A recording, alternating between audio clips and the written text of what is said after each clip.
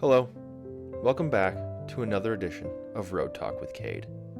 Today in my life is June 20th, 2025. I was fortunate to be able to return home to the great state of Wisconsin for the first time this year. This podcast isn't really about the experiences I had at home, but more about aspects of Wisconsin's culture that make me proud to be a Wisconsinite. It courses through my veins and is the first thing I bring up every time I meet someone new. Per usual, I wanted to start this with a little story. A little over a year ago, at my old job, there was a week-long training at the corporate headquarters, bringing employees in my position together from all over the country to be trained. A complete waste of corporate money, but that isn't my problem. While at that training, I met a young man that grew up in an apartment in San Francisco, California. He made a comment to me saying he was jealous of the way I grew up because he feels nothing towards his childhood home or even the surrounding area he was raised in. He had zero ties to the city he was raised in, and he had nothing that stood out to him that made him proud of where he was from. I felt heartbroken for the man, as being from Wisconsin is the third most important thing in my life, behind God and family. I am not kidding. Every person I meet knows I'm from Wisconsin within 5 minutes of meeting me. Being raised in the small community of Reedsville has left me with a multitude of experiences that make me who I am today. I want to emphasize the word community because unlike most people my age, I actually grew up in a tight-knit community. Part of my trip home was to a good friend's wedding. At that wedding, I spent time speaking with all my high school friends' parents, as to me, they are partially my parents as well. A bond that was created many moons ago, as they helped to raise me. Valuable relationships that go beyond my friends alone. The strong German heritage of Wisconsin is a big reason for our sense of pride in our state. We are all one big happy family that loves drinking beer, eating cheese, and rooting on the Packers. I plan to get into a few aspects of the Wisconsin lifestyle that make it a unique place on its own. More importantly, a place I'm proud to say I grew up in, even if most coastal elites curl their nose when I say I'm from Wisconsin. My favorite part of where I grew up is the unique bar culture that is only found in Wisconsin. I have been all over this country, but I was born in a Wisconsin dive bar. A dive bar in Wisconsin is filled with some things you won't ever find outside of state lines. The first being cash on the bar. Everywhere I go, people look at me like I'm crazy when I throw a 20 on the bar and just leave it there. People will either try to steal it, bartenders assume it's a tip, or they just look at me like I got a screw loose. There's nothing I love more than walking to a bar back home, and every person at the bar has a pile of loose change sitting in front of them. A simple pay-as-you-go system, almost exclusively found in Wisconsin. Second, pull tabs. Now I only gamble on 3 things: college football, the Packers to win on Sunday, and pull tabs.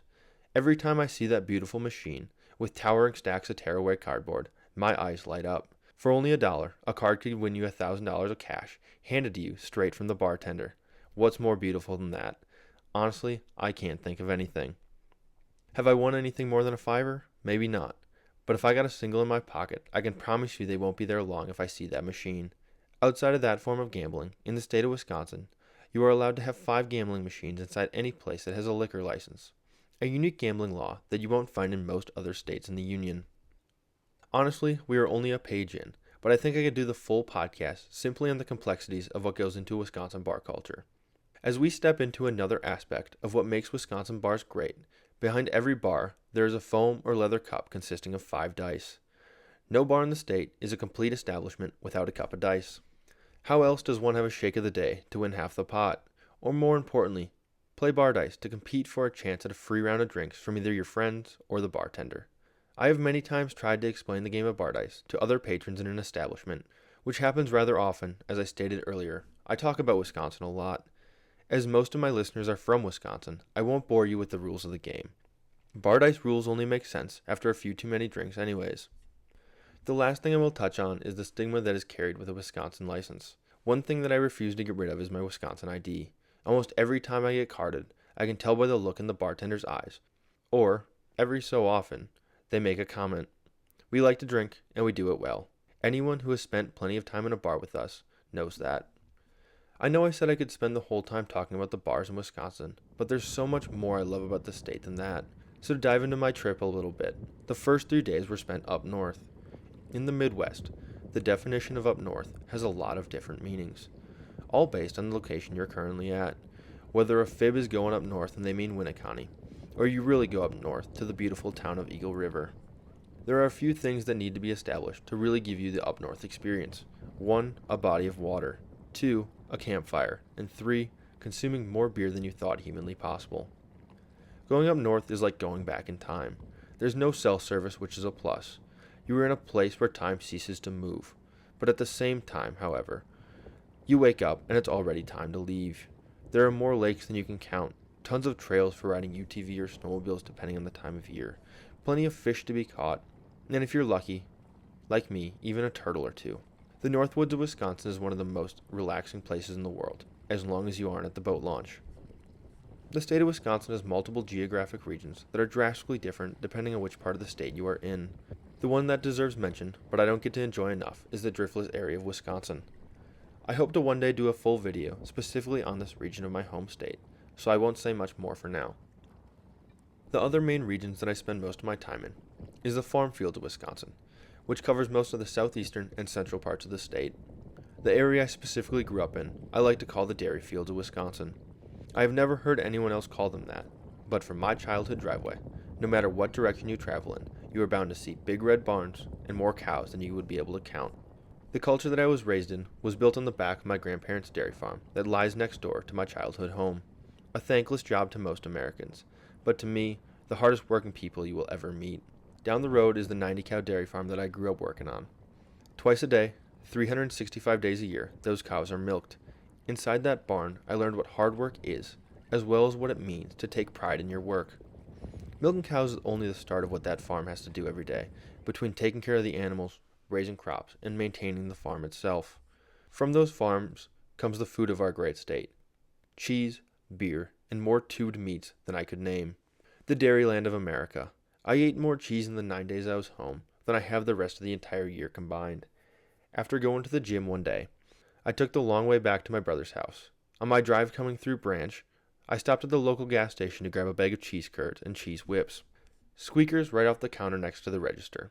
A local Wisconsin delicacy that, again, you don't find in other parts of the country. Fresh, soft, and slowly roasted inside the heat of your car during summer. Even now, I can hear the squeak they make, plain as day. To get into what the rest of the world knows as cheese curds: warm nuggets of battered then deep-fried cheese. Tiny yellow or white morsels, created and gifted to the state of Wisconsin by God himself. Every bar or restaurant that you enter across the state has them, but they all differ in the way they are battered or prepared. When it comes to the quality of curd, Culver's doesn't even belong on the map. My preferred style is beer battered, adding a light and crispy breading. Other styles include milk batters, or dry coating, with various types of breadcrumbs. My God, are they good, is all I can say. We already talked about how much the state of Wisconsin likes to drink. I actually have multiple maps I like to show people to really drive the point home. According to a study done in 2019, Wisconsin has 2,732 bars in it. That is one bar for every 2,150 people. Here I go talking about bars again. That's not what I'm getting at.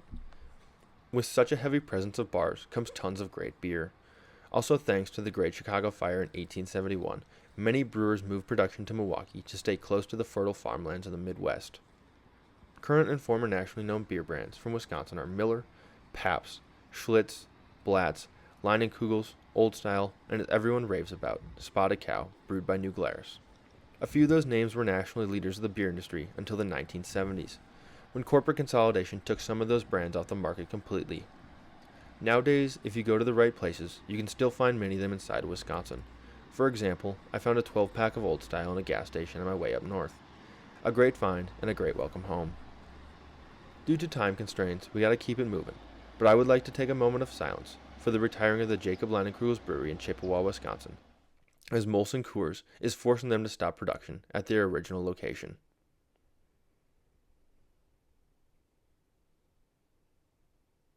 The last drinking-related topic that I would like to discuss is the brandy Old Fashioned. During and after World War II, there was a restriction on grain consumption across the United States that caused a shortage of alcohol nationwide. With Wisconsin's craving of alcohol, they needed to find a substitute for what they were currently drinking at the time. Alcohol distributors found aging supplies of Korbel brandy in California. Not so long after that, the state fell in love. Nowadays the tradition carries on, and you can order a sweet or sour brandy Old Fashioned at any tavern in the state.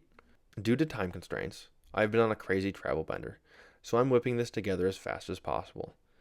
I want to make sure to note as many things as possible about why I love Wisconsin, starting with some of the seasonal events, truck and tractor pulls in the summer months, just some good old boys shining up their toys to show off on a Friday night.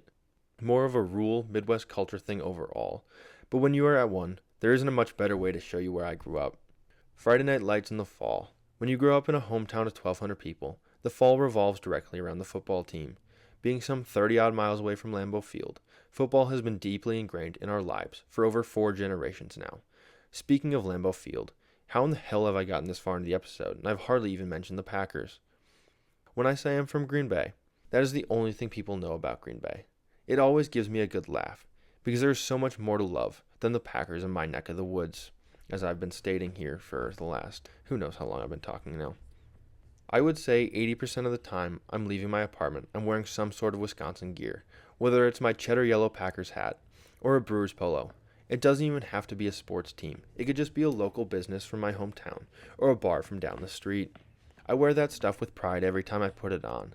I'm proud to have the privilege I had growing up in Wisconsin. It is my favorite place on earth, and where one day I hope to return to. I could go on for hours about the unique aspects of my homeland, stating reason after reason for why I love it. Things like Friday fish fries, Wisconsin supper clubs, deer hunting, and so on and so forth. I will end this by saying, my childhood in Wisconsin has made me the man I am today. To Wisconsin, I will love you forever and always. With all that randomness being said, thank you for listening. I love you. Bye.